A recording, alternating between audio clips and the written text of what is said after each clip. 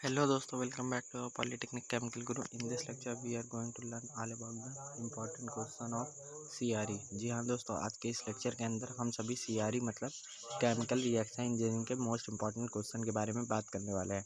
आप सभी के बहुत ही ज़्यादा कमेंट आ रहे थे और डायरेक्ट मैसेज भी आ रहे थे व्हाट्सएप पे कि सर इंपॉर्टेंट क्वेश्चन की या फिर एग्ज़ाम स्पेशल क्लास की सीरीज़ चलाइए। तो दोस्तों उसी के देखते हुए मैं आप सभी के लिए इम्पोर्टेंट क्वेश्चन लेके आया हुआ हूँ और सारे भी सब्जेक्ट के आप सभी को इम्पोर्टेंट क्वेश्चन मैं प्रोवाइड कराऊंगा, बट उसके लिए कंडीशन है कि जल्दी से ही आप सीआरई को शेयर करिए ज़्यादा से ज़्यादा, जिससे ये 500 व्यूज़ क्रॉस कर जाए। जैसे ही ये 500 व्यूज़ क्रॉस कर जाएगा उसके बाद मैं आपको एसटीओ और एमटीओ की भी इम्पोर्टेंट क्वेश्चन की वीडियो ज़रूर दूंगा। तो देखते हैं दोस्तों, सबसे पहला इम्पोर्टेंट क्वेश्चन क्या आता है सीआरई से। दोस्तों सबसे पहला इम्पोर्टेंट क्वेश्चन है कि रेट ऑफ रिएक्शन क्या होते हैं, रेट ऑफ रिएक्शन क्या होते हैं तथा रेट रिएक्शन के समीकरण को समझाइए। तो रेट ऑफ रिएक्शन क्या होता है दोस्तों, कोई भी ऐसा ये हमको बताता है कि किस स्पीड में रिएक्टेंट हमारा प्रोडक्ट में कन्वर्ट हो रहा है या फिर concentration of a reactant upon में टाइम इंटरवल, मतलब कोई भी रिएक्टेंट कितना समय लगा रहा है प्रोडक्ट में कन्वर्ट होने के लिए अपॉन में टाइम इंटरवल। तो रेट ऑफ रिएक्शन ये हो गया, इसका जो समीकरण होता है वो माइनस का R A equal to 1/b D C A by D T. जी हाँ दोस्तों, ये आपका रेट ऑफ रिएक्शन का समीकरण हो गया। तो दोस्तों अब सेकंड क्वेश्चन की बात करते हैं कि ऑर्डर क्या है या फिर ऑर्डर ऑफ रिएक्शन क्या है और मोलिक्युलरिटी ऑफ रिएक्शन क्या होते हैं, दोनों में अंतर बताइए। तो ऑर्डर ऑफ रिएक्शन क्या होता है दोस्तों, जो सम होता है एक्सपोनेंट का टू विच द कंसंट्रेशन और raised in rate law of expression is called the order of reaction. जहाँ दोस्तों ऑर्डर ऑफ रिएक्शन को हम ऐसे बता सकते हैं कि जैसे आप मान के चलिए कि आपका ए और प्लस में बी और गिब्स प्रोडक्ट बन रहा है।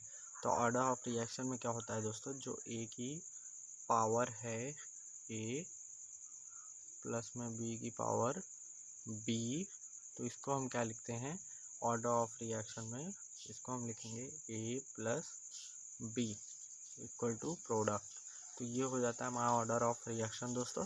और मैं आप सभी को एक बेसिक नॉलेज दे दूँ कि जो ऑर्डर ऑफ रिएक्शन होते हैं वो हमारे मैक्सिमम 3 हो सकते हैं और मे भी 0 हो सकता है, और ये हमारा फ्रैक्शन में भी लिखा जा सकता है। कोई भी नंबर आप ले सकते हैं फ्रैक्शन के लिए।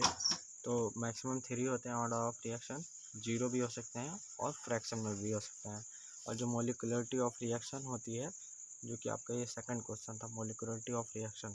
तो मोलिकुलरिटी ऑफ रिएक्शन को हम बताते हैं ऐसे कि जो हमारा टोटल नंबर ऑफ रिएक्टेंट होता है, अगर वो किसी भी बैलेंस केमिकल इक्वेशन में इन्वॉल्व होता है तब हम कहते हैं मोलिकुलरिटी ऑफ रिएक्शन है ये। और दोस्तों मैं आप सभी को बता दूं, जो मोलिकुलरिटी ऑफ रिएक्शन होती है वो यूनी बाय ट्राई और ये एक प्रकार की और ये 4 प्रकार की होती हैं। तो आपको मैं और एक बेसिक नॉलेज बता दूं कि जो मोलिकुलरिटी ऑफ रिएक्शन होता है ये रिएक्टेंट के ऊपर डिपेंड करता है। अगर मेरा रिएक्टेंट 1 होगा किसी भी रिएक्शन के अंदर तब हम कहेंगे कि ये यूनी मोलिकुलरिटी ऑफ रिएक्शन है। 2 होगा तो बाई मोलिकुलर ऑफ रिएक्शन होगा। अब आता है एलिमेंट्री रिएक्शन और नॉन एलिमेंट्री रिएक्शन। तो जो इंडिविजुअल रिएक्शन होता है अगर वो कंट्रीब्यूट करता है ओवरऑल रिएक्शन में तब हम कहते हैं कि ये हमारा एलिमेंट्री रिएक्शन है, और ये नेचर में सिंपल होता है और ये एग्री करता है किसके साथ में, ऑर्डर ऑफ स्टोइकियोमेट्री के साथ में। और मैं बता दूं ये नेचर में सिंपल होता है। और जो नॉन एलिमेंट्री रिएक्शन होते हैं ये हमारे स्टेप वाइज फॉर्म होते हैं, स्टेप वाइज फॉर्मेशन होता है नॉन एलिमेंट्री रिएक्शन के, और ये कॉम्प्लेक्स होते हैं। तो अब आता है नेक्स्ट क्वेश्चन, जो कि आपका क्वेश्चन नंबर 4 है, एक्टिवेशन एनर्जी। तो आपको बता दो दोस्तों एक्टिवेशन एनर्जी क्या होती है, जो भी मिनिमम अमाउंट की एनर्जी रिक्वायर होती है किसी भी रिएक्टेंट को प्रोडक्ट में कन्वर्ट होने के लिए, उसे हम एक्टिवेशन एनर्जी के नाम से जानते हैं। तो इसके अंदर आप सभी का ग्राफ भी आता है। अगर आपने अभी तक अपने ग्राफ को अच्छे से नहीं पढ़ा है एक्टिवेशन एनर्जी का, तो उसको आप अच्छे से पढ़ लीजिए, क्योंकि एक्टिवेशन एनर्जी आपके पेपर में पूछा जा सकता है। अब आता है रेट कांस्टेंट क्या है। तो दोस्तों रेट कांस्टेंट, जो रेट ऑफ रिएक्शन होता है उसको यूज़ करके हम रेट कांस्टेंट को मेज़र करते हैं, या फिर जब कंसंट्रेशन यूनिटी हो जाती है हमारी, एक हो जाती है रेट ऑफ रिएक्शन की, तब हम कहेंगे कि ये रेट कांस्टेंट है। जीरो ऑर्डर तथा फर्स्ट ऑर्डर रिएक्शन क्या होते हैं, इनके बीच में अंतर बताइए। तो इसको भी आप सभी को पढ़ना होगा। Integral and differential method most important question है दोस्तों, 100% ये क्वेश्चन आपके पेपर में आएगा। इंटीग्रल एंड डिफरेंशियल मेथड क्या होते हैं। उसके बाद आता है रिएक्टर कितने प्रकार के होते हैं तथा बैच रिएक्टर और कॉन्टीन्यूअस रिएक्टर में अंतर बताओ। तो रिएक्टर आप सभी को पता होना चाहिए दोस्तों। बैच रिएक्टर हो गया आप सभी का एक हो गया MFR, एक हो गया PFR। MFR mix flow reactor, जिसे CSTR के नाम से भी जानते हैं, कॉन्टीन्यूअस स्टिक टैंक रिएक्टर। और जो होता है PFR, इसे हम कहते हैं प्लग फ्लो रिएक्टर। और एक आता है आपका फिक्स्ड बेड रिएक्टर, और एक तो आता है फ्लूइडाइज्ड बेड रिएक्टर, और एक सेमी बैच रिएक्टर। तो इतने प्रकार के आपके रिएक्टर होते हैं। और दोस्तों रिएक्टर के साथ साथ आप सभी को उसकी वो भी पता होनी चाहिए, क्या पता होना चाहिए, परफॉर्मेंस इक्वेशन या फिर डिज़ाइन इक्वेशन, दोनों एक ही चीज़ है, परफॉर्मेंस इक्वेशन और डिज़ाइन इक्वेशन। तो ये मोस्ट इंपॉर्टेंट क्वेश्चन है दोस्तों, आप सभी को पता होना चाहिए। अगर आपके नोट्स में अभी तक परफॉर्मेंस इक्वेशन और डिज़ाइन इक्वेशन नहीं दी गई है तो आप जल्द ही केमिकल रिएक्शन इंजीनियरिंग की नोट्स परचेस कर लीजिए। मात्र 30 रुपये के अंतर्गत आप सभी को नोट्स मिल रही है आपके पॉलिटेक्निक केमिकल गुरु के अंदर, एक सब्जेक्ट की। अगर आप सारे सब्जेक्ट की लेना चाहते हैं तो 50 रुपीज़ की है, क्योंकि एग्ज़ाम चल रहा है, इस वजह से मैंने आप सभी के लिए बहुत ही सस्ते दाम में सारी नोट्स अवेलेबल कर रखी है। जैसे कि मैंने बताया था कि सारे प्रकार के रिएक्टर आप पढ़ लीजिएगा। यहाँ पे एक क्वेश्चन और पूछ लिया गया, मिक्स्ड फ्लो रिएक्टर और प्लग फ्लो रिएक्टर। दोस्तों ये सारे उन्हीं क्वेश्चन हैं जो आप सभी के एग्जाम में बार बार पूछे गए हैं।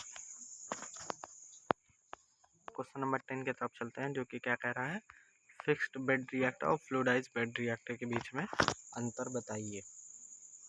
ठीक है दोस्तों, मतलब difference between a fixed bed reactor and fluidized bed reactor.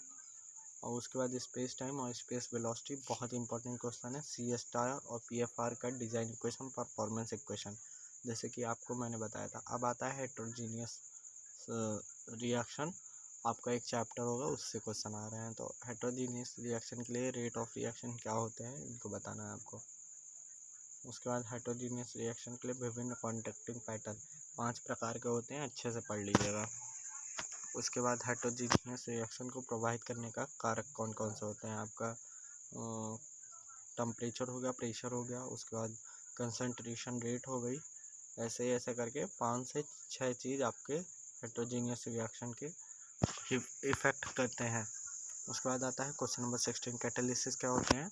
जैसे कि आप सभी को पता होगा, कैटालिसिस किसी भी रेट ऑफ रिएक्शन में पार्टिसिपेट नहीं करते हैं, लेकिन रेट ऑफ रिएक्शन को इंक्रीज और डिक्रीज करने का कार्य करते हैं।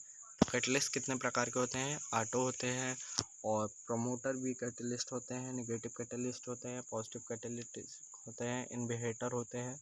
तो ये सब आप सभी को लिख देना है कैटालिसिस के अंतर्गत। अब आता है क्वेश्चन नंबर 17, कैटालिसिस के डिजायर प्रॉपर्टीज क्या क्या होते हैं, तो इसको भी बता दीजिएगा। क्वेश्चन नंबर 18 क्या है, कैटलिस्ट पॉइजन क्या होता है। कैटलिस्ट पॉइजन क्या होता है दोस्तों, जो किसी भी कैटलिस्ट की जो एक्टिविटी होती है उसको डिस्ट्रॉय करने का काम करता है कैटलिस्ट पॉइजन।